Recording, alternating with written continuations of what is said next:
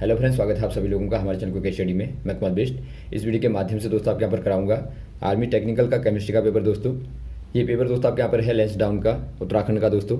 और ये आपका पूछा गया है 28 फरवरी 2021 को। और ये दोस्तों हमें प्रोवाइड कराया है सचिन जी ने दोस्तों, जो कि बिल्कुल आपका ओरिजिनल पेपर है। और यहाँ पर देखिए जो आपके अन्य क्वेश्चन थे दोस्तों, यहाँ पर हमने केवल सेक्शन नंबर ई के क्वेश्चन लिए हैं, जो कि केमिस्ट्री के 10 क्वेश्चन हैं दोस्तों। इसके अलावा जो क्वेश्चन हैं वो सारे के सारे दोस्तों बिल्कुल आपको लुधियाना का जो हमने कराया था वैसे ही क्वेश्चन आपके पूछे गए हैं, केवल उनका दोस्तों क्रमांक आगे पीछे कर दिया गया है और बाकी क्वेश्चन आपका बिल्कुल समान है। तो यहाँ पर आप केमिस्ट्री के क्वेश्चन को देखेंगे, जो आपका लुधियाना का पेपर था उससे दोस्तों अलग क्वेश्चन थे। तो देखिए देखते हैं क्वेश्चन को कैसे आए थे 10 क्वेश्चनों को। देखिए 40 नंबर 1 वाला क्वेश्चन आपका दिखता है, 41 वाला क्वेश्चन, खनिजों को ऑक्साइड में परिवर्तित करने की प्रक्रिया को क्या कहा जाता है। अर्थात आपको बताना है process of converting minerals into oxide is called. दोस्तों यहाँ पर देखिए जो आपके मिनरल होते हैं उसको आपको ऑक्साइड में कन्वर्ट करना है, तो इस मेथड को क्या कहते हैं आपको बताना है। आपको दिया है स्मल्टिंग या बेस्मराइजेशन या रोस्टिंग या रिगनिंग।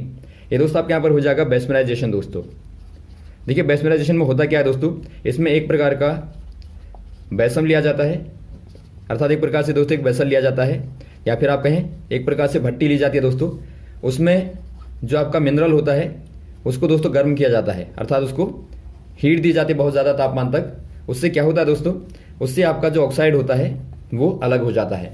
एग्जाम्पल के तौर पर आप देखेंगे, यदि आप दोस्तों आयरन के इम्प्योरिटी को लें, अर्थात एक प्रकार से आप लें इसके मिनरल को दोस्तों आयरन के, तो आप इसको हीट देंगे, अर्थात इसको आप एक प्रकार से वेस्पराइज करेंगे दोस्तों, तो आपको यहाँ पर देखिए इम्प्योरिटी के फॉर्म में मिलता है FeSiO3, अर्थात एक प्रकार से दोस्तों आपको आयरन का ऑक्साइड मिलता है जो कि इम्प्योरिटी है।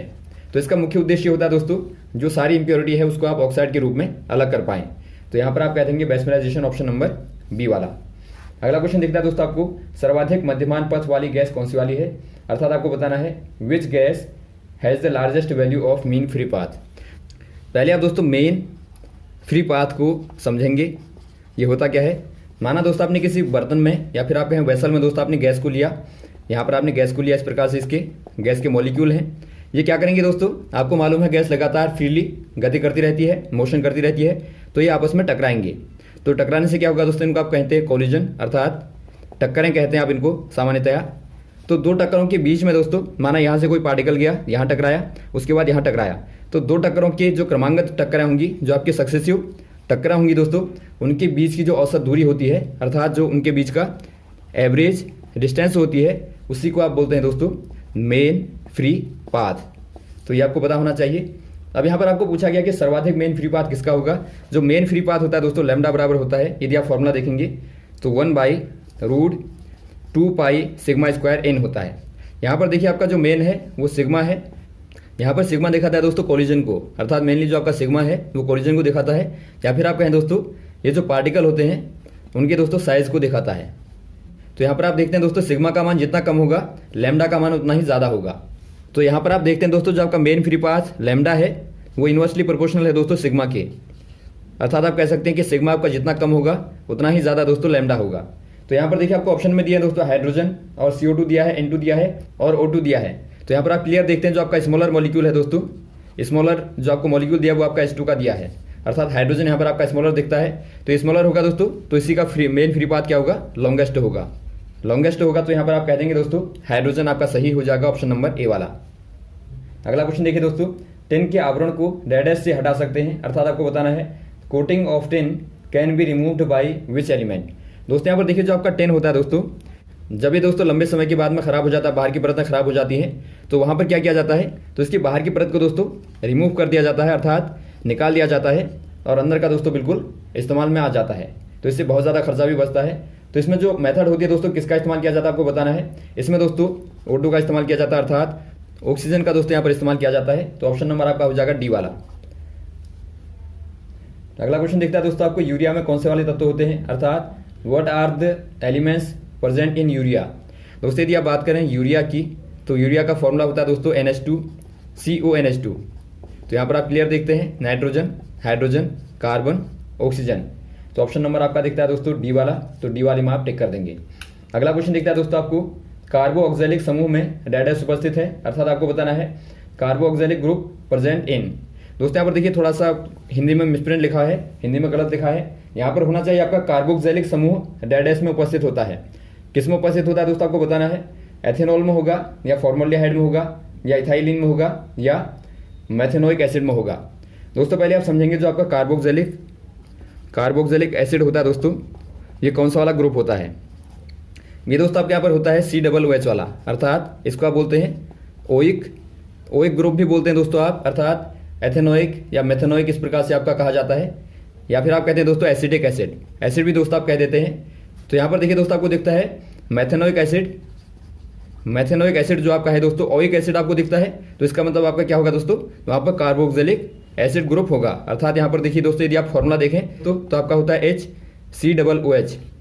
तो यहाँ पर आप देखते हैं दोस्तों ये आपका क्या है, ओइक ग्रुप है। यहाँ पर आप देखते हैं एक आपका दोस्तों कार्बोनिल ग्रुप होता है दोस्तों, दूसरा आपका हाइड्रोनिल ग्रुप होता है, अर्थात OH ग्रुप और CO ग्रुप दोस्तों यहाँ पर प्रेजेंट होते हैं, दोनों को मिला के ही बनता है आपका COOH। तो यहाँ पर आपका हो जाएगा दोस्तों। तो यहाँ पर आपको दिखता है दोस्तों ऑप्शन नंबर डी वाला, तो डी वाले में आप टेक कर देंगे मेथेनोइक एसिड। अगला क्वेश्चन देखिए दोस्तों, नींबू डैश के कारण खट्टा होता है, अर्थात आपको बताना है lemon is sour due to, अर्थात आपको बताना है दोस्तों एक प्रकार से नींबू में लेमन जो होता है दोस्तों उसमें कौन सा वाला एसिड पाया जाता है। इसमें दोस्तों सिट्रिक एसिड होता है, आपको मालूम होगा। तो आपका सिट्रिक एसिड दोस्तों ऑप्शन नंबर सी वाला सही हो जाएगा, और ये दोस्तों आपका विटामिन C का भी सोर्स होता है। अगला क्वेश्चन देखिए दोस्तों, नाइट्रोलियम नामक खाद बनाने में उपयोग होने वाली गैस है, अर्थात आपको बताना है which gas is used to make nitrolium. यहाँ पर आपको पूछा गया है कि जो आपका नाइट्रोलियम होता है दोस्तों, उसको बनाने में कौन सी वाली गैस का इस्तेमाल किया जाता है। नाइट्रोलियम यदि आप देखें दोस्तों तो इसको आप बनाते हैं कैल्शियम कार्बाइड, ये आपका है कैल्शियम कार्बाइड दोस्तों। इसमें से दोस्तों आप गुजारते हैं N2 को, अर्थात नाइट्रोजन को गुजारते हैं। टेम्परेचर आपका होता है दोस्तों 1000 डिग्री सेंटीग्रेड से लेके दोस्तों 1100 डिग्री सेंटीग्रेड तक। तो इससे आपको मिलता है CaCN का होल ट्वाइस। तो ये दोस्तों आपका कहलाता है नाइट्रोलियम। ये दोस्तों एक प्रकार से फर्टिलाइजर का कार्य करता है, फर्टिलाइजर का दोस्तों ये कार्य करता है। तो यहाँ पर आपका हो जाएगा ऑप्शन नंबर बी वाला दोस्तों नाइट्रोजन। अगला क्वेश्चन देखिए दोस्तों, फेराडे का विद्युत सिद्धांत किससे संबंधित है, अर्थात आपको बताना है Faraday's law of electrolysis is related to. दोस्तों यहाँ पर देखिए आपको पूछा गया है जो आपका फेराडे का इलेक्ट्रोलाइसिस का लॉ है वो किसके आधार पर कार्य करता है। फेराडे का इलेक्ट्रोलाइसिस का लॉ है दोस्तों, वो किसके आधार पर कार्य करता है आपको बताना है। यहाँ पर आपको ऑप्शन दिया है दोस्तों, इक्विवेलेंट वेट ऑफ इलेक्ट्रोलाइट या एटॉमिक नंबर ऑफ एनाइन या एटॉमिक नंबर ऑफ कैटाइन या स्पीड ऑफ कैटाइन। ये दोस्तों डिपेंड करता है इक्विवेलेंट वेट ऑफ इलेक्ट्रोलाइट दोस्तों। यदि आप इसको देखें दोस्तों, ये क्या कहता है, ये कहता है कि number of Faraday pass equal to होता है दोस्तों इलेक्ट्रोलाइट डिस्चार्ज। अर्थात यदि आप इसको फॉर्मूले में देखें तो आपका होता है M बराबर ZIT, अर्थात दोस्तों एक प्रकार से ये Z जो आपका है दोस्तों ये आपका इक्विवेलेंट मास कहलाता है या फिर आपका इक्विवेलेंट वेट कहलाता है। तो यहाँ पर हो जाएगा दोस्तों ऑप्शन नंबर पहला वाला। अगला क्वेश्चन देखिए दोस्तों, ऑक्टेन का आणविक सूत्र क्या होगा, अर्थात मॉलिक्यूलर फॉर्मूला ऑफ ऑक्टेन आपको बताना है। जो ऑक्टेन होता है दोस्तों, ऑक्टेन आपको बताना है। यहाँ पर देखिए ऑक्टेन का मॉलिक्यूलर फॉर्मूला क्या होगा दोस्तों, ऑक्टा है तो इसका मतलब होगा 8 कार्बन। आपको मालूम होगा दोस्तों, आपने IUPAC में पढ़ा होगा, जो आपका अन होता है, निल होता है, डाई होता है, ट्राई होता है, टेट्रा होता है, फिर आपका पेंटा होता है, वैसे आपका हेक्सा होता है, वैसे आपका हेप्टा होता है, ऑक्टा होता है। तो यहाँ पर देखिए आपको ऑक्टा कहा गया तो इसका मतलब 8 कार्बन होंगे। निल मतलब आपका 0, अन मतलब 1, डाई मतलब 2, इस प्रकार से आपका आगे को बढ़ता है। तो ये दोस्तों एक प्रकार से क्या है, ये आपका हाइड्रोकार्बन होते हैं, एल्केन होते हैं दोस्तों, हाइड्रोकार्बन के एल्केन होते हैं। यदि आप इनका फॉर्मूला देखें तो आपका होता है CnH2n+2, अर्थात यदि आप n बराबर 8 रख दें, ऑक्टा मतलब 8 है तो 8 हो जाएगा, और यहाँ पर दोस्तों आपका 18 हो जाएगा। तो ये आपका C8H18 आपका आ जाएगा। तो ऑप्शन नंबर कौन सा हो जाएगा दोस्तों, ऑप्शन नंबर आपका डी वाला सही हो जाएगा। अगला क्वेश्चन देखिए दोस्तों, बिलिस्टर कॉपर है, आपको बताना है दोस्तों बिलिस्टर कॉपर इज, यहाँ पर देखिए जो आपका बिलिस्टर कॉपर होता है दोस्तों वो क्या है आपको बताना है। ये दोस्तों एक प्रकार से अनरिफाइंड कॉपर होता है, जिसमें दोस्तों लगभग 98.5% क्या होती है, प्योर कॉपर होती है। तो एक प्रकार से आप कह सकते हैं दोस्तों, अर्थात आप कह सकते हैं दोस्तों यहाँ पर आपका 1% क्या होता है, इम्प्योरिटी होती है दोस्तों, इम्प्योरिटी होती है, अर्थात एक प्रकार से जो गंदगी होती है दोस्तों वो आपकी 1% लगभग होती है अप्रॉक्सीमेटली। तो यहाँ पर देखिए आपको ऑप्शन नंबर बी वाले में दिया है कॉपर कंटेनिंग 1% इम्प्योरिटी। तो ये दोस्तों आपके यहाँ पर हो जाएगा ऑप्शन नंबर बी वाला। तो ये रही दोस्तों आपके केमिस्ट्री के क्वेश्चन। अच्छे क्वेश्चन आए थे, आपने देखा होगा, उम्मीद है आपको अच्छा लगा होगा। यदि आपको कोई क्वेश्चन यहाँ पर दोस्तों समझ में ना आया हो तो आप कमेंट बॉक्स में कमेंट कर सकते हैं, और यदि आपके पास भी क्वेश्चन हो तो आप ज़रूर शेयर करें ताकि यहाँ से दोस्तों आप सभी लोगों को मिलते रहें। ओके, थैंक्स फॉर वॉचिंग दोस्तों। अब हम मिलते हैं आपको नई वीडियोज़ में नए क्वेश्चन के साथ में। जय हिंद, जय भारत।